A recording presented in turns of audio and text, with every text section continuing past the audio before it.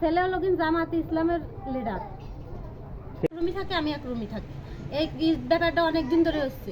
মনে করেন এই ছেলের সাথে 2 বছর ধরে সম্পর্ক আমরা জানতেছি, কিন্তু ধরার চেষ্টা করতেছি, পারিনি। কালকে মনে একসাথে দুইজনে জড়াজড়ি করতেছে।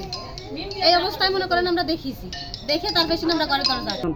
এখন সিদ্ধান্ত দুইজনে বিয়ে দিয়ে দিই।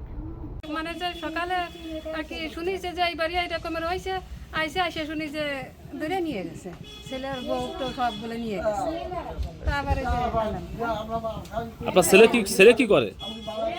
ছেলে যে শুনতেছি যে জামাতে শিবির না কি করে, আমি ওসব কত বুঝিনি ওরা কি করে না। আপনি কি শুনেছেন, এসে কি দেখছেন বা কি জানতে পারিছেন? ও আইসা জানছি যে গান নিয়ে গেছে ধরে থানায়। ঘটনাটা কি ঘটছে সে?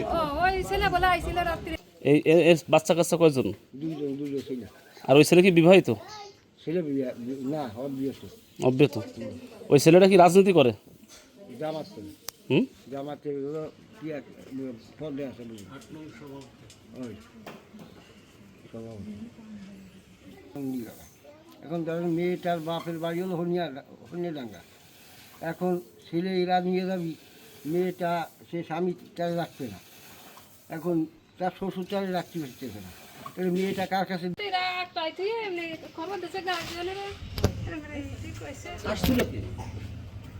ওই ছেলের নাম কি? ওই ইব্রাহিম। মেয়ের নাম রানী, বুঝি রানী না? এই স্বামী থাকে কোথায়?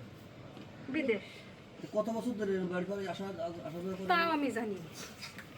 আচ্ছা, ঘটনা ঘটছে কখন? কালকে বলে রাত্রি না কোন সময় বলে রাত কয়টার দিকে আনুমানিক? পুলিশ তৈরি করে 10টার দিকে। রাত 10টা না 11টা?